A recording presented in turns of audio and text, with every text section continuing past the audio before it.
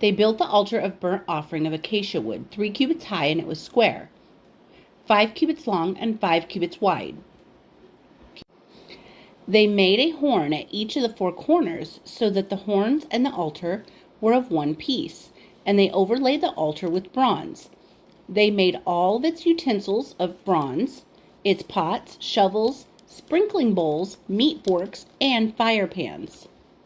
They made a grating for the altar, a bronze network to be under its ledge halfway up the altar. They cast bronze rings to hold the poles of the 4 corners of the bronze grating. They made the poles of acacia wood and overlaid them with bronze. They inserted the poles into the rings so that they would be on the sides of the altar for carrying it.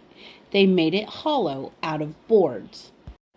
They made the bronze basin and its bronze stand from the mirrors of the women who served at the entrance of the tent of meeting.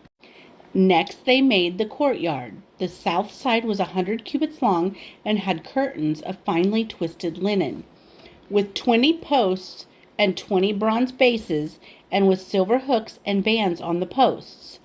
The north side was also 100 cubits long and had 20 posts and 20 bronze bases, with silver hooks and bands on the posts. The west end was 50 cubits wide and had curtains with 10 posts and 10 bases, with silver hooks and bands on their posts.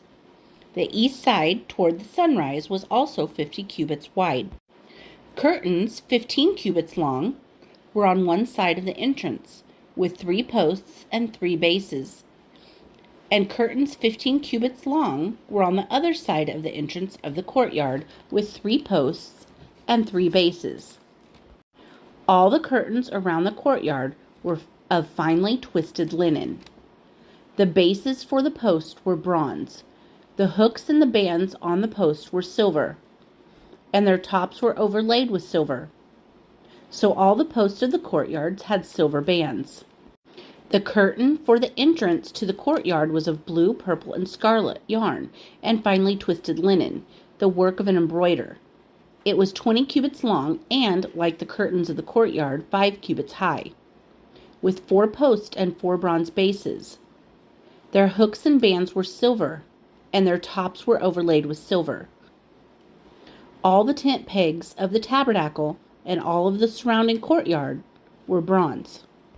These are the amount of materials used for the tabernacle of testimony, which were recorded at Moses' command by the Levites under the direction of Ithamar, son of Aaron, the priest. Bezalel, the son of Uri, the son of Hur, of the tribe of Judah, made everything the Lord commanded Moses. With him was Oliab, son of Azmach, of the tribe of Dan, a craftsman and designer, and an embroiderer in blue, purple, and scarlet yarn and fine linen.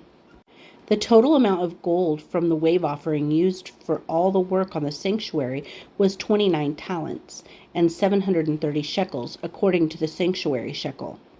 The silver obtained from those of the community who were counted in the census was 100 talents and 1,775 shekels, according to the sanctuary shekel. 1 bekah per person, that is, half a shekel according to the sanctuary shekel, from everyone who had crossed over to those counted, 20 years old or more. A total of 603,550 men. The 100 talents of silver were used to cast the bases for the sanctuary and for the curtain. 100 bases from the 100 talents, and 1 talent for each base. They used those 1,775 shekels to make the hooks for the post, to overlay the tops of the post, and to make their bands. The bronze from the wave offering was 70 talents and 2,400 shekels. They used it to make the bases of the entrance to the tent of meeting, the bronze altar with its bronze grating and all its utensils, the bases for the surrounding courtyard and those for its entrance, and all the tent pegs for the tabernacle and those for the surrounding courtyard.